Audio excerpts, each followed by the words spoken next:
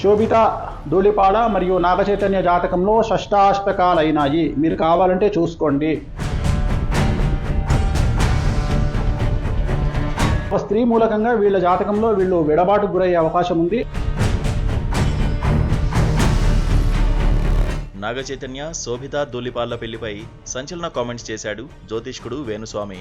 గతంలో సమంత నాగచైతన్య కూడా త్వరలో విడాకులు తీసుకుని విడిపోతారని చెప్పారు.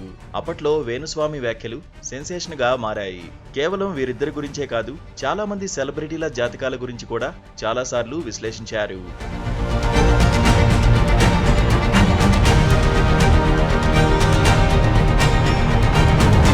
అయితే తాజాగా గురువారం ఉదయం 9:42 నాగచైతన్య శోభిత ధూళిపాళ్లకు నిశ్చితార్థం జరిగిందని ట్విట్టర్లో నాగార్జున అనౌన్స్ చేశారు. ఇంకేముంది, నాగచైతన్య శోభిత ధూళిపాళ్ల జాతకం గురించి విశ్లేషించారు జ్యోతిష్కుడు వేణుస్వామి.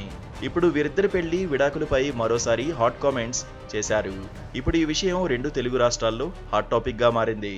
వైవాహిక జీవితానికి సంబంధించి ఎంగేజ్మెంట్ అయినా సరే, వివాహమైనా సరే, 7th హౌస్ కళత్ర స్థానం అనేటువంటిది ఖాళీగా ఉండవలెను. ఇక్కడ ఎవరున్నారండి? రాహు ఉన్నాడు. ఇక్కడ 7వ స్థానంలో రాహు ఉన్నారు. కళత్ర స్థానము అంటారు దీన్ని. కళత్ర స్థానము అంటే వైవాహిక జీవితంలో భార్యాభర్తలు విడిపోవడము, గొడవలు జరగడము, సంతానం లేకపోవడము, యాక్సిడెంట్ జరగడము, ఇలాంటి అన్నీ కూడా ఈ కళత్ర స్థానం వల్ల ఏర్పడతాయి. శోభిత ధూళిపాళ్ల నాగచైతన్య పెళ్లి కూడా ఎక్కువ రోజులు నిలవదని జ్యోతిష్కుడు వేణుస్వామి అన్నారు. కొన్నాళ్లు వారి కాపురం సజావుగా సాగుతుందని అన్నారు. అంతేకాకుండా 2027 వరకు వీళ్ల జ్యోతిష్యం ప్రకారం కలిసే ఉంటారని, కానీ మళ్లీ ఓ స్త్రీ వీరిద్దరి లైఫ్లోకి ఎంటర్ అవడం వల్ల సమస్య వస్తుందని అన్నారు.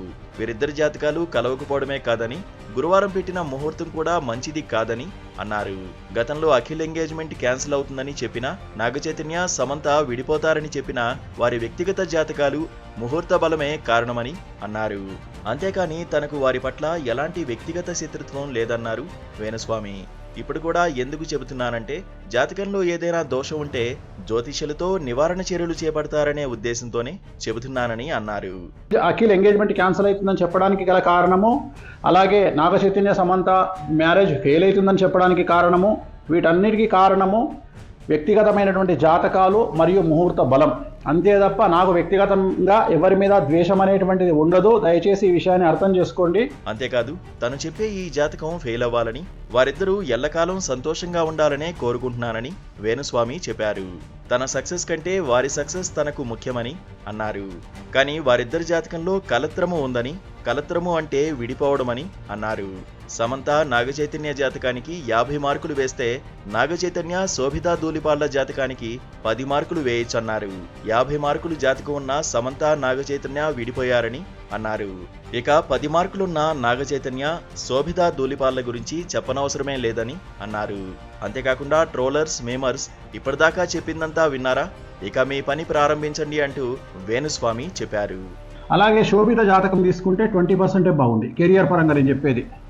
సో ఓవరాల్గా తీసుకుంటే నేను అడిగేది ఏంటంటే, నేను చెప్పదలుచుకున్న పాయింట్ ఏంటంటే, నాగచైతన్య కాంబినేషన్ ఆఫ్ శోభిత 100కి 10 మార్కులే, అండ్ నాగచైతన్య సమంత 50 మార్కులు. సో ఇంత 50 మార్కులు వేసినటువంటి వాళ్ళే విడిపోయారంటే, మరి కాంబినేషన్ ఆఫ్ సమంత నాగచైతన్య శోభిత కాంబినేషన్లో మరి నేను 10 మార్కులు వేస్తున్నా 100కి అంటే ఇంకెంత ప్రభావం ఉందో చూడండి. యూట్యూబ్ మీమర్స్, ట్రోలర్స్, ఎంజాయ్, మీ పని మీరు ప్రారంభించండి. క్రియేటివిటీ చూపించండి. మంచి పద్ధతిలో చాలా కొత్తగా కామెంట్ చేయండి. ఓం నమో వెంకటేశాయ.